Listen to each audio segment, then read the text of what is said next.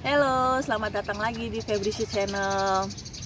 Pagi ini saya mau memberikan inspirasi pagi tentang bagaimana kita memberi tanpa kita harus ngasih tahu sama orang lain. Contohnya, tapi sebelum kita masuk ke contoh, saya mau ngasih ayat di Matius 6 ayat 3 bahwa kalau kita mau memberi, kita memberi dengan tangan kanan, tangan kiri itu jangan sampai tahu. Jadi kalau kita mau memberi sedekah, janganlah diketahui oleh tangan kirimu. Kalau memberi, berikanlah dengan diam-diam. Maka saat kita memberi dalam keadaan tersembunyi, maka Bapa kita akan membalasnya dalam keterbukaan. Jadi begini saudara, saya belajar untuk memberi tanpa harus ngomong. Ya memang sih pada awal-awalnya saya juga nggak ngerti, karena semua orang pasti belajar ya.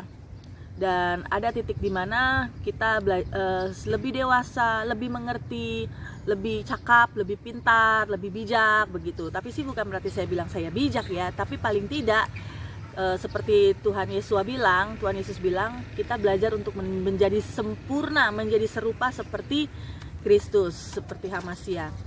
Jadi saya tuh kepengen memberkati orang.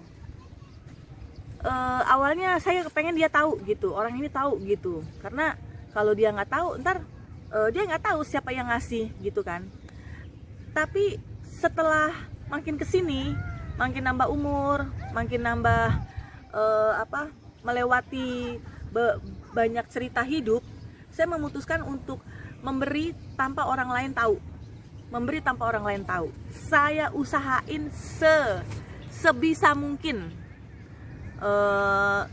memberi tanpa orang lain tahu. Caranya banyak. Ya sebelumnya kita akan minta tolong sama Tuhan. Tuhan, saya mau memberi tapi saya nggak mau orang ini tahu. Begitu. Kalau misalnya kita mau memberi, ya kalau misalnya kita memberi uang gitu, salam tempel, ya otomatis orangnya jadi tahu kan. Tapi kan kita bisa aja minta nomor rekeningnya, atau pokoknya apapun caranya tanpa orang itu tahu kalau kita mau memberkati dia. Atau kita ke rumahnya, kita ngasih sesuatu tanpa dia tahu. Pokoknya selalu ada selalu ada jalan, selalu ada cara, dan Tuhan selalu tolong kita saat kita mau memberi. Ya memang ini kontroversi ya, tapi setelah saya mulai mempraktekkan, ternyata saat saya memberi tanpa orang itu tahu, saya mengumpulkan harta di surga. Karena saya tidak mau upah saya langsung diterima hari itu. Saya nggak mau. Saya mau mengikuti apa kata firman. Jadi saudara, memang ini agak ekstrim ya, tapi nggak ada salahnya untuk dicoba.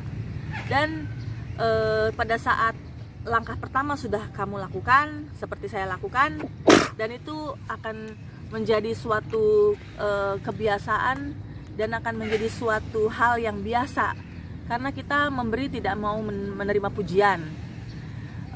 Saya juga awalnya juga nggak pernah terpikir untuk menerima pujian, tetapi semakin dalam, semakin saya mengerti, semakin saya mau banyak belajar, ternyata kita bisa kok memberi tanpa orang itu tahu, bisa. Karena dalam situasi seperti itu juga akan menguji hati kita, sejauh mana kita mau menerima pujian, sejauh mana kita serius untuk memberi dengan tulus kepada Tuhan.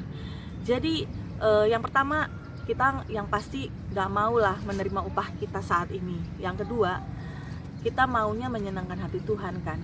Dan yang ketiga, kita hanya mau melakukan bagian kita, biar nanti bagian Tuhan yang akan melengkapi kita.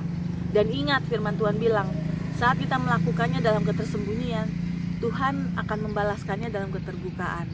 Itu aja pagi ini. Salam Febrisy.